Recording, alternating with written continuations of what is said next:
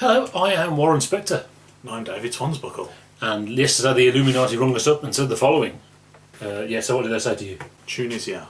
Tunisia. Tunisia is a big one for us to start on. Yeah. Nice easy one for us to get going on as we come back. Yeah. A little break. Yeah. Obviously big news. I've been to Tunisia a couple of times, so I'm glad I went when I did. Obviously a lot of people are frightened about going there, which is a shame obviously, because it's a very nice country, lovely people, and bad stuff has happened. There's a lot of soul searching going on, and David Cameron started a war on the BBC because they call Islamic State Islamic State. Yeah. I wish the BBC would stop calling it Islamic State. It's all very almost Monty Python. Monty Python. Monty Python-esque or Python-esque. Yeah, Python-esque. A tiger in Africa? A tiger in Africa? Well, it's probably escaped from a zoo. Doesn't sound very likely to me. There's massive terrorist attack has happened. It's the largest number of people for a very long time. Since 7/7, or even more people than 7/7. More than 7/7, yeah. Right. And we're arguing about what we should call them. Yeah, this is obviously a tactic to get people away from the issue that David Cameron and the Conservative government have absolutely no idea what they're going to do about this. Yeah. There's a complete paucity of substance in the discussion following this tragedy. So they've basically scoring political points to get to the BBC. Yeah. Nice. Very handy. I actually listened to that interview when it came out. Right. And all I heard was waffle, waffle, waffle, waffle, waffle, waffle, waffle. I wish the BBC would stop referring to them as Islamic State. Waffle, waffle, waffle, waffle, waffle, waffle, waffle, waffle. Very, very tasteless. Yeah.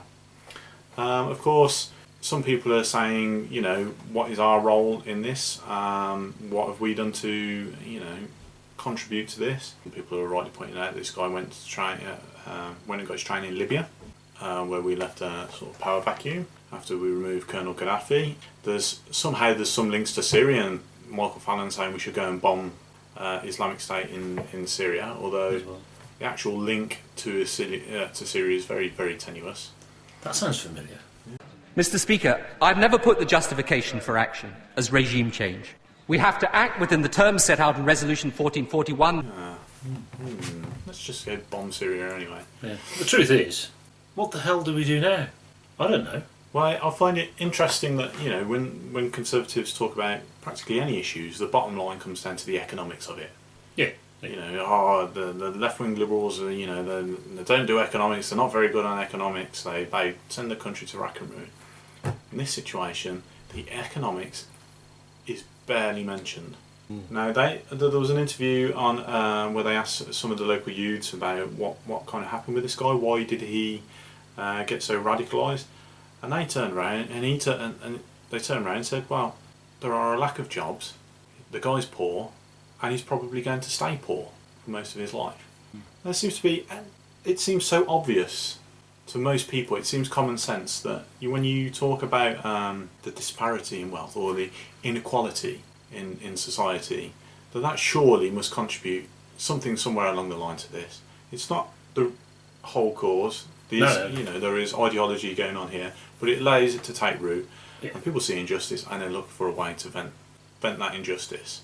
No one's talking about that. No one's saying, hang on, we have massive problems with inequality in the world, not just globally, not just in comparison with us, in their own societies. When you see a massive difference, you see the elite in their ivory towers having an incredibly easy time of it and just getting richer and richer and richer for doing next to bugger all, and you're working your socks off and not even being able to put food on the table. And you're painted as lazy, or you're even painted as the baddie, or whatever. Yeah. Then surely that's going to generate resentment. And we need to have that discussion. Yeah, what's the psychology of terrorism? That's what the discussion we should be having, not what should meaningless we call meta-nonsense. What should we call Islamic State? If we move on to the reporting of it, it's strange how these things always seem to happen together. I mean, it was like another week, another mass killing. Yeah. You had the American one the week before. It's all very, very strange how these things are reported. It's almost like, the media's there presenting this at this time, and now we're going to do this. Stuff happens. And obviously the surreal attempts to paint the previous one differently as the way of the attempts to paint this one, even though essentially they boil down to the same thing. Is someone at the bottom of the pile shifted to the far right? That's what it is, isn't it? Yeah, basically. As well as David Cameron saying stupid things. When Russell Brand has put his head above the parapet once again, and I think I wonder if what he said is clickbait. He was to a certain extent misquoted, but it wasn't a sensible thing to say. But he said the minute's silence is a waste of time and it's nonsense and whatever. Obviously, what he meant is David Cameron announcing we're going to have a minute's silence is ridiculous and crass while he's selling weapons to all these places, etc., etc. Not the minute silence itself, obviously, which is there's nothing wrong with that. That's a good thing we should support. And he could have been clearer on that. And I wonder if he was being cynical. I'm not a massive fan of Russell Brand, even before he sold his soul at the election. If he wasn't talking politics, I wouldn't be a fan of his. To be fair, the one time I've really felt on his side was the Saxgate ridiculous nonsense.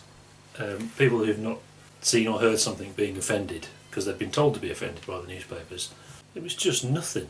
It was so trivial. And all these people, baying for blood, Jonathan Ross should be hung, really.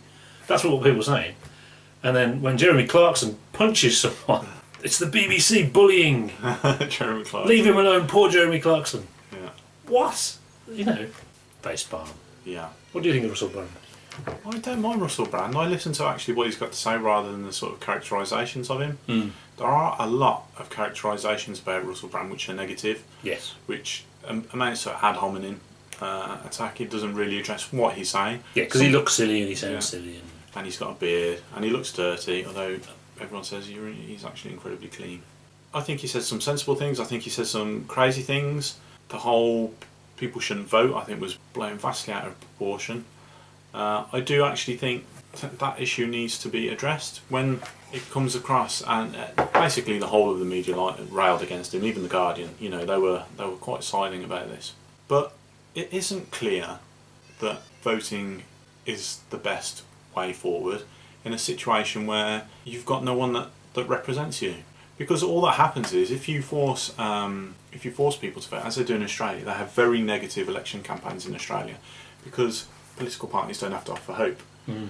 They basically is trying to scare people away from voting for who they would naturally be inclined to vote for. Essentially, what happens is people get a mandate because people have been forced to vote for policies that probably wouldn't get a mandate in a country where you have a free vote. Yeah, definitely. So to say don't vote is obviously stupid and wrong was a rather childish response. Childish? Interpreting it in a very sort of one-dimensional way. A very establishment response, actually. Yeah. It sort of strikes trying to make things more simplistic than they really are. That's right. Yeah. Keep the status quo.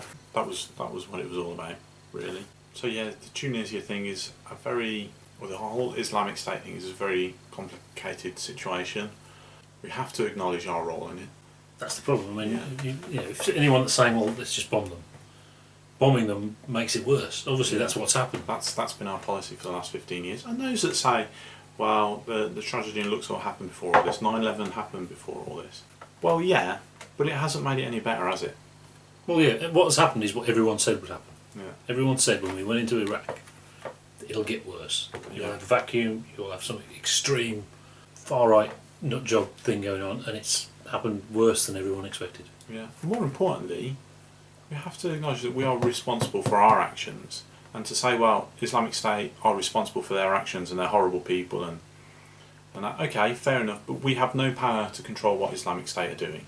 Yeah. Yeah, we only have control over our actions, so we have to evaluate our actions and what can we do to limit this going on. Yeah.